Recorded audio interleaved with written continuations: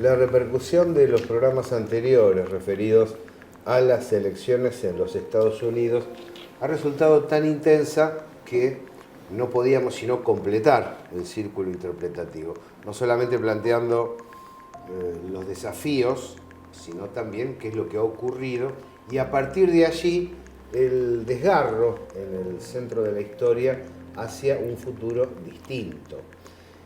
Contamos para ello con la presencia de un amigo que nos acompañó en el programa anterior, en la previa, y podemos decir, Julio Fernández Baraybar, que acertamos. Le pegamos. Vamos a decirlo. Lástima que no cobramos en ningún lado por ese acierto. Es cierto, porque además, en lugar de ayudar a pensar, en la República Argentina hay una característica muy propagandística a nivel comunicacional, que se ha impuesto, no es algo eterno, porque siempre hubo control empresarial de los medios, pero esta carga fuerte de carácter campaña continua, ¿no?, es de los últimos 5 o 6 años, con mucha intensidad. Yo lo vi 2 veces. Ahora, con las elecciones del otro día en Estados Unidos, y lo vi anteriormente con las elecciones de Carter, cuando estaba el proceso militar en la Argentina, que La Nación y Clarín pugnaban firmemente por la derrota de Carter, porque se veían venir en Carter un tipo que iba a poner un ojo en el tema de los derechos humanos. Un estilo no muy diferenciado al empleado sobre Cristina Fernández de Kirchner en la política interior y Dilma Rousseff en la política del vecino país. Sebastián Salgado estuvo cubriendo las elecciones para Hispan TV desde México. En México, sí. Es decir, una zona un decibel más caliente que en el mismo lugar protagónico. ¿Cómo estás? Sí, muy bien, Gabriel. Bueno, gracias por la invitación.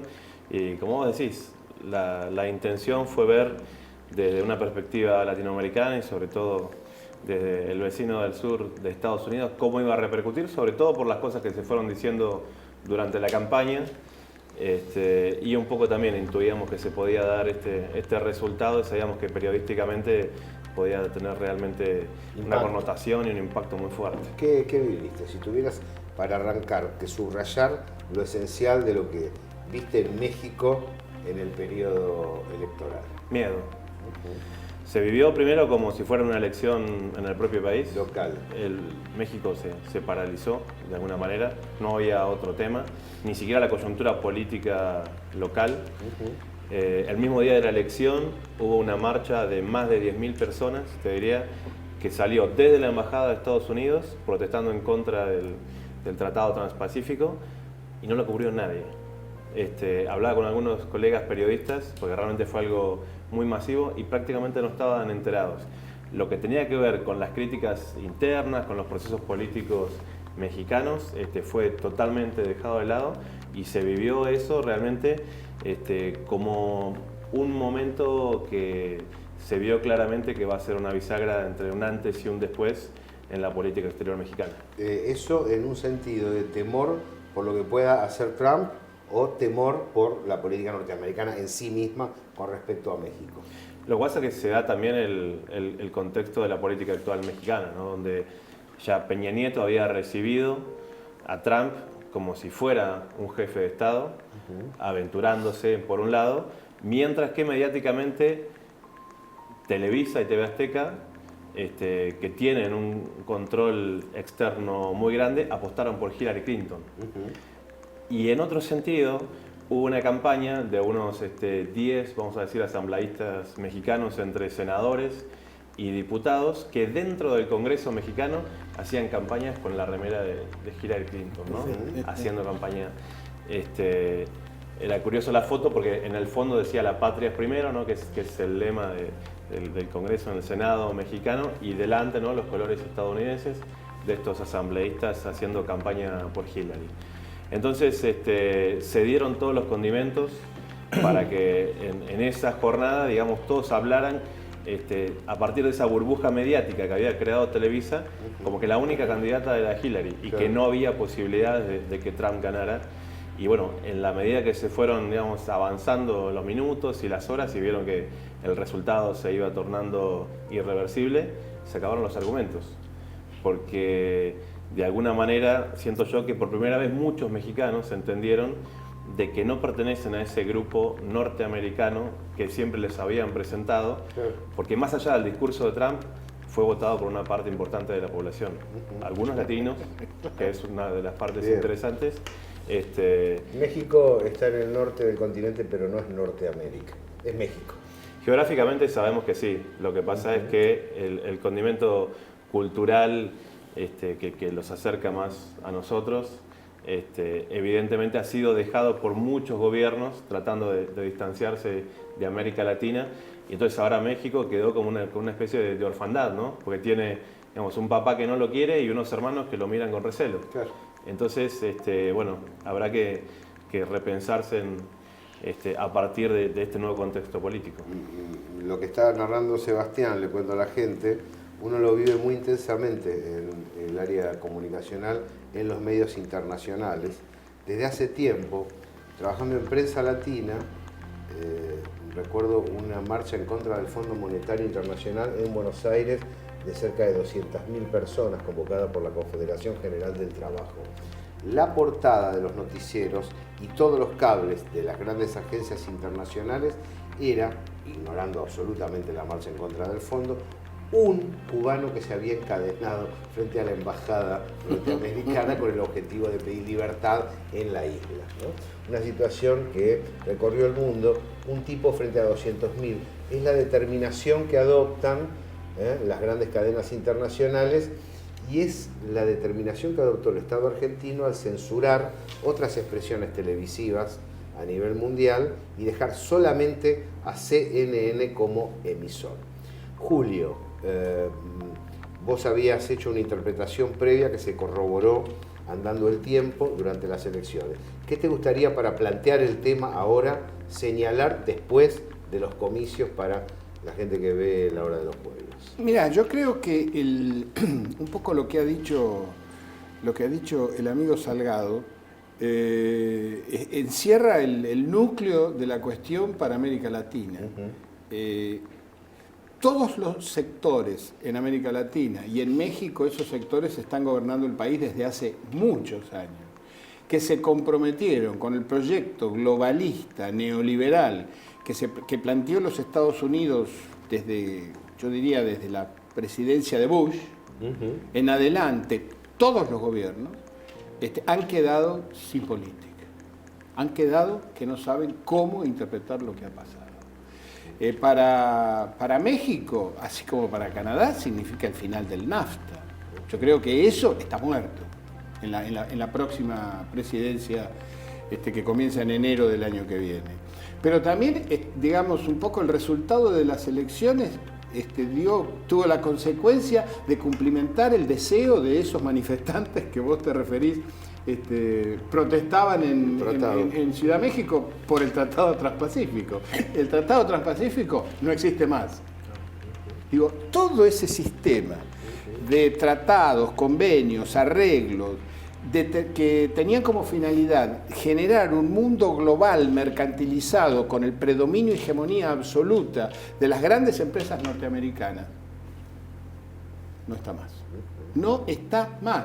No sé qué lo va a reemplazar, ojo, lo puede reemplazar algo bueno, lo puede reemplazar algo monstruoso, pero ese mundo ha muerto con las elecciones del domingo pasado. Esto sorprende a los sectores de poder internos latinoamericanos porque estaban acostumbrados a que el establishment norteamericano propone y luego dispone, y en este caso hubo otra situación. Hay dos situaciones en donde la política a largo plazo de los Estados Unidos fue desmantelada, digamos. Una fue la reunión de Mar del Plata en el año 2005, donde los gobiernos populares del continente desbarataron la propuesta del ALCA. Eso fue obra de los pueblos latinoamericanos. Y hay un segundo momento donde esa política norteamericana a largo plazo queda desbaratada, que es cuando el pueblo norteamericano decide elegir otro camino. Que es lo que ocurrió el domingo. Primero probó con Bernie Sanders, ¿no? Pero estaba establecido que tenía que ser Hillary Clinton la candidata demócrata. Y luego invocó a Donald Trump como un antisistema, como alguien que puede devolverle, no sé si lo hará, la industria, la protección, es decir, el empleo que ha perdido el interior norteamericano. Sí, pareciera que fue una elección interna de la derecha estadounidense. Cuando la opción de Bernie Sanders en algunos estados parecía que le iba ganando a Hillary Clinton, enseguida el establishment se encargó de que las cosas se fueran revirtiendo y realmente no se sabe, digamos, cuál de las dos opciones hubiera sido peor. Lo que queda claro es que Donald Trump, con su estilo, verbaliza una política exterior que tal vez no sea tan distante a lo que podría haber sido la continuidad de Hillary Clinton y el Partido Demócrata. Y de esa manera, lo interesante es que mucha gente interioriza por primera vez, digamos, cuál es el sentir del gobierno estadounidense hacia el resto del mundo, pero específicamente hacia América Latina y en este caso hacia los mexicanos, que es lo que nos tocó. El tema del muro no es un tema menor. Por un lado, el muro ya está construido en una tercera parte. Sí. Perdón, 2/3, falta una tercera parte. Es interesante 2/3 está construido. Porque, digamos, fue construido frente a las narices de los propios gobernantes mexicanos, nada más que ahora se exterioriza, se verbaliza. Y los demócratas siguieron expulsando migrantes sin más ni más. Sí, durante la presidencia de Obama se dio la mayor cantidad de deportaciones de latinoamericanos, entre ellos muchos mexicanos. 3 millones. Son números que abruman realmente. Y la persecución de migrantes que no tenían su situación legal completa fue una realidad también. Pero cuando se exterioriza eso en la política, es como que por primera vez muchos ciudadanos dicen, ah, no, bueno, pero esto es una situación real. Una política en serio. Por eso hay algunos analistas, nos tocó charlar con varios allá, uno de ellos es Alfredo Jalife. Él habla de la palestinización de los mexicanos, porque se dan todos los componentes. Primero Estados Unidos les roba el territorio, después les empieza a construir un muro, después hay una persecución étnica, después hay que acordarse que el componente religioso conservador de los llamados WASP, que es white, ¿no? Anglosajón y protestante, como se definen ellos, es un componente conservador que hace que, digamos, las creencias de los latinoamericanos también sean vistas con cierta desconfianza. Entonces, el temor, por eso te decía al principio, que empiezan a sentir por primera vez muchos inmigrantes, es una situación real que va cambiando la geopolítica, pero también la economía. En la misma noche de la elección, cuando los números ya parecían irreversibles a favor de Donald Trump, el peso mexicano perdió el 15%. Sí, recuerdo.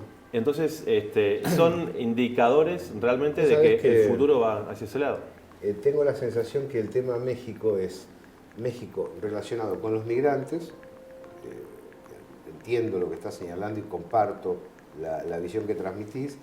Y México convertido en ensamblador de las corporaciones que necesitan salarios bajos. Es otra cosa.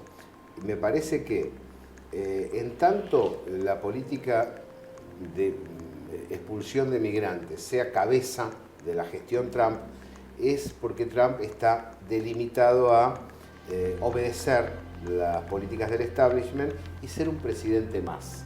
Si la bandera es la industria, es otra cosa, porque ahí la lucha es contra el capital financiero. Hay una situación, me parece, complicada.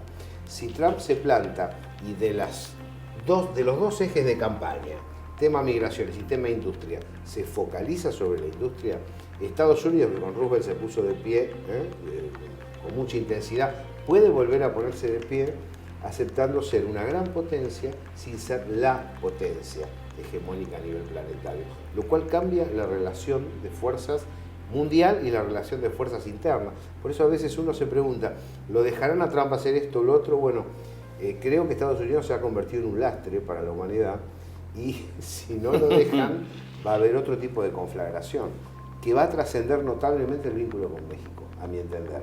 Lo que necesariamente tiene que hacer el pueblo norteamericano, si quiere recuperar el empleo, es desarmar el vínculo con México y con los tigres asiáticos de importaciones baratas, porque si no, nunca va a recuperar su ingreso. Y creo que el mandato implícito que tiene Trump es ese, ¿no? Es ese. Más allá de la propaganda cultural que lo entorna. Totalmente. Pero además, México tiene que plantearse una política distinta a la que ha venido llevando desde Salinas de Gortari en adelante. Es decir, México tiene que dejar de mirar hacia el norte, dar un giro Exacto. de 180 grados y mirar hacia el sur, que es en última instancia su destino histórico. Sí, porque el contexto de las maquilas, como vos bien decías, que es esa mano de obra barata que no tiene los mismos beneficios que tienen hasta ahora los trabajadores estadounidenses, también conlleva un drama social. ¿Sí? Recordemos por qué se da el contexto de las muertas de Juárez. Es porque hay montones de mujeres que tienen que viajar hasta la frontera, dejar a su familia, están solas, están a su suerte, y eso crea un drama social que no tiene precedentes. Entonces, por un lado vos tenés al hombre de familia que emigra a Estados Unidos como puede, de manera ilegal, la mujer que trabaja en una maquila 14, 16 horas por un salario mínimo, y eso como proyecto de país es muy endeble. Ahora, cuando se lo quitan, que es el momento donde Trump dice vamos a dejar de tener este acuerdo de libre comercio con México, todo el mundo se asusta. Pero en realidad, si se empiezan a mirar otra vez hacia adentro México está y en asumen la condiciones de responsabilidad, posicionarse. Sebastián, esa es la Porque cuestión. además perjudica al trabajador precarizado, pero perjudica al norteamericano. Porque el norteamericano tendrá en las formas muchos derechos, pero al no tener trabajo, esos derechos no se aplican. Ahí hay una clave. Fíjese cómo seguimos en el segundo bloque.